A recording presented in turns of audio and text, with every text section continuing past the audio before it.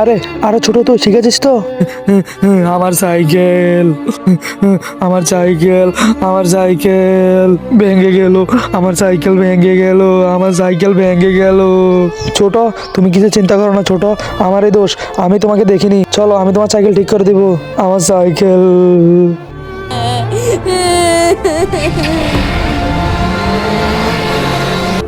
তার আগে তুমি যদি চাও তোমার মা 1000 বছর বাঁচুক, তাহলে তুমি আমার এই ভিডিওতে একটি লাইক করে দিয়ে চ্যানেলটাকে সাবস্ক্রাইব করে দাও। আর হ্যাঁ, লাইক সাবস্ক্রাইব তারাই করবে যারা মাকে সত্যিকারে মন থেকে ভালোবাসে।